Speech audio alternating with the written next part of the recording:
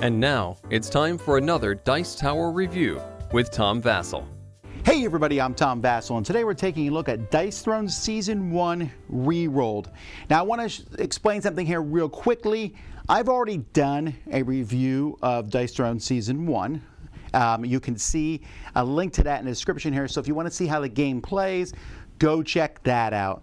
I'm going to talk about some of the changes and how they made this different than the original one, and I'm also going to talk about how my opinion on Dice Throne has changed since I originally reviewed it. So just a quick recap there. Dice Throne itself is a game in which you have a character, and you can play multiplayer, but to me it's essentially a two-player game, but you can play multiple people, but you have a character with some dice. You're rolling those dice almost Yahtzee style to form different combinations to attack your opponent with. Now, they just recently came out with Dice Throne Adventures, which we are reviewing also today as a group, but that's a different game that you can use the characters from this game in that other game. But this is more just of a head-to-head.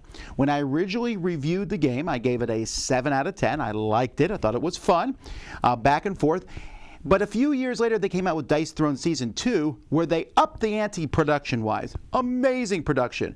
And I really enjoyed that one. But it kind of made the first season look a little bad, so when they basically redid it. But they also added a couple characters. So let's take a look at how it looks at this point in time, and I'll come back here to give you my changed opinion.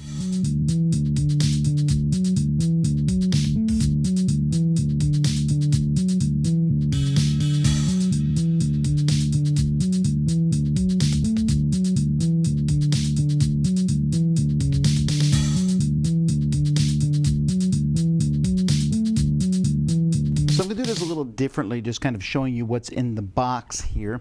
The Season 1 ReRolled, very big box. Now, I will say this is a cool side of the box. This is definitely their logo. Now for Dice Throne, I'm not as big of a fan as the book pages on the sides here. Mostly because it means you have to put the game on your shelf one specific way. Sometimes I want to put it on this way here, and then if I put it next to Season 2 and the adventures, they all show the same pages. I don't know. I'm just not a huge fan of that. But that is really, really nitpicky and my only complaint here about this production. So when we open it up, on the inside, and this I like much better. I wish this was on the outside of the box cover, but it shows you the different characters that are in here. So let's pull one out.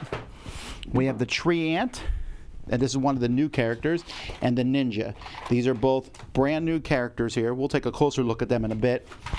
And we have the paladin. We have the monk. We have the shadow thief. We have the pyromancer. And we have the barbarian and the moon elf. That is 8 different characters that you have. So let's take then the box here also has a spot to put the rule book here in the middle. So it all slides in and out very easily. Let's take a look at these.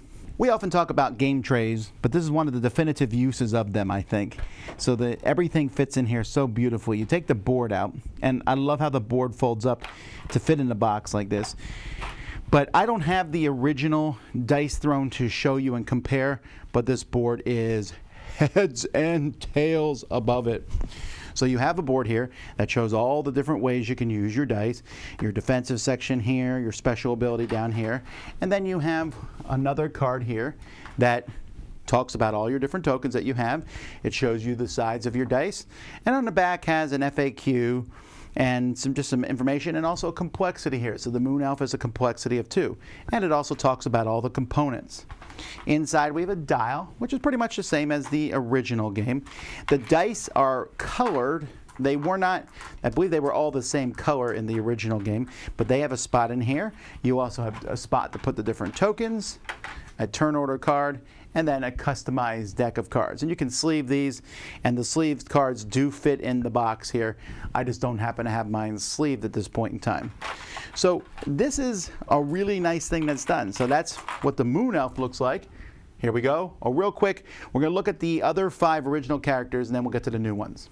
All right, so paladin. Beautiful board there. Ooh, look at that paladin. I like the paladin a lot in this game. Healing and attacking. Then we got the shadow thief, who very purpley, Shadow Thief's good. I like the Shadow Thief. There's actually not a character I don't like. But I think I like the Paladin a little better than the Shadow Thief. But look at these cool purple tokens, purple dice. The Pyromancer. I do like the Pyromancer. I like anything that has to do with, shooting out fire and stuff. And this board is going to really make that clear. And are the dice orange, I wonder? Indeed they are. Look really cool. Then we got the Barbarian, also kind of orangish. Barbarian, if you like someone who just likes to attack. But another good looking board. And the Barbarian's dice, red. And then finally, the Monk here. Like the Monk, like the art. And the Monk's dice, probably white, right? Yep. Cool looking dice. In fact, I think the Monk might have the nicest dice in the game. All right, let's take a look at the new characters. So the Ninja character here is really cool. They have some really great status effects. Delayed Poison, which you can put on somebody, and it does 3 damage at the end of their turn. Smoke Bomb, which is fantastic. Whenever you take damage, you spend it, and you have a 50% chance of avoiding the entire attack. And Ninjutsu, which can add 1 or 2 damage, or if you roll a 6 when you play it, you even have a chance to put Delayed Poison on. And these tokens are not too difficult to get. You can get a Smoke Bomb every time you defend. I mean, it's not going to happen often. Shade Walk gives you a Smoke Bomb, but that Delayed Poison happens all over the place. And you can stack 2 of them, which is pretty cool. And so, the Throwing Stars, Smoke Offering, Fan of Nice, Poison Dart, you have a card that just does that to the other player. And so I really like this character just because of all the different things she can do. And you can re-roll your dice with Shade Shift 2, which is a defensive one. So getting the Smoke Bomb even more so is pretty awesome. Man, the Smoke Bomb is just so much fun because of how much you can just avoid with that. Doesn't matter how big their attack is. I mean, she has some basically different attacks, but those tokens, the Delayed Poison and the Ninjutsu stuff, you'll get them all the time. Her complexity level is a level 2, and that makes sense. If someone doesn't like to get hit, I guess maybe you like to avoid those big attacks and then do a decent amount of damage. And the poison thing, I don't know. I think this is a fun character to play. Then we have the Treant. Now the Treant has a complexity of 6. I gotta say though, the Treant is definitely in the running for my favorite character of the game. I still think maybe it's the Cowboy, but I really like the Treant. First of all, the Treant is rooted. It has really good ways to protect damage. It's a tank. It can take the damage, but the main thing is growing a spirit. So it's a passive ability that they have.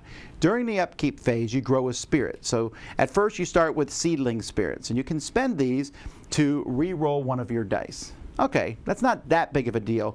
But when you grow a spirit, you can grow one of these up into a sapling spirit. So you can have up to 3 of the seedlings, up to 2 of the saplings. The saplings, you can spend these to heal 1 and get a combat point, or to get a combat point and draw a card, or you can upgrade those into the Dryad Spirit, of which you can only have 1, but you can spend this to add 3 damage, or you can spend this to prevent an incoming negative status effect, which is a huge deal. Also, Barbed Vine and Wellspring. This heals half of a die of hit points. The Barbed Vine is going to do damage for each time the opponent rolls, so the more they roll, the more damage it does. I just like the Treant. And then their cards are about growing spirits, or here I can remove 3 spirits, get a combat point for each one, or I can grow all my spirits once. And then they have ways to grow, like the Tend here grows some spirits. You upgrade that, and you're going to get even more spirits. Grow 4 spirits when you do it. Or if you cultivate, you can just grow 6 spirits. So that's pretty cool. I could, grow 3, and then make 2 of them go up to be, if you grow 3 spirits, I could have 2 2s and a 3. I mean, that's just really neat. So I like the way that he works. He has these little spirits, and he's spending the spirits to do different things. But he also has some decent straight-up damage, and he can take the hit points. I'm actually surprised the complexity is a 6. I don't think it's too hard to figure out how to play this, maybe spending the spirits and things. But I really enjoy this character a lot. Also, I tend to like Treants in general, so the theming didn't hurt me.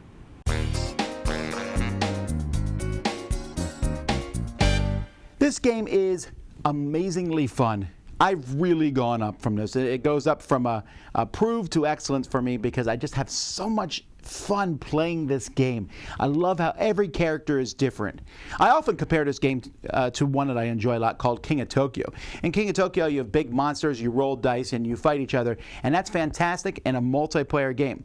This is a little more complex, actually probably twice as complex as King of Tokyo, but it feels like King of Tokyo for 2 players. But the diversity amongst all the characters is just so amazing. Now, I know that they've made some minor changes in this one, game balance things on the cards from the first season. I can't speak to that because I don't know what all the changes are, and also they already all felt fairly balanced to me anyway. But, you know, they made it look nicer. This production here is top notch. Really well done. You pull these out, it's so much fun, and you have 8 characters here, 8 characters in Season 2. That is 16 characters you can mess with and stuff. And like I said, you can take the characters out and use them in the Dice Throne Adventures game also. But I'm talking about this one here. It's a fast game. You're just trying to knock the other person's health down. You roll, they roll. Sure, there's luck involved in what you roll. Sure, there's luck in what cards you draw and stuff. But it just has a good, fun feeling to it. The 2 new characters, they feel different in many ways. The ninja being able to avoid attacks, and the tree ant being able to just, you know, take the attacks and then use the spirits for different things, fit in well with the barbarian who was out there just dealing massive damage, and the paladin who deals damage but also heals themselves. And the, man, I just like, if you get this, you don't need Season 2. I still think I might like Season 2 slightly better. I think the characters there have more unique things in them, but if you've never played the game before, this should be the set you buy because these are more basic characters. But man, this is going to be enough for a while. And you can play it multiplayer and decide who you attack. I just think it works best when the person I'm attacking is you and the person you're attacking is me. But fantastic upgrade here. Really glad this exists. Definitely one that I can see myself playing quite a few more times. So that's Dice Throne Season 1 ReRolled. I'm Tom Vasel. We'll see y'all next time. Dice Tower Judgment, excellent.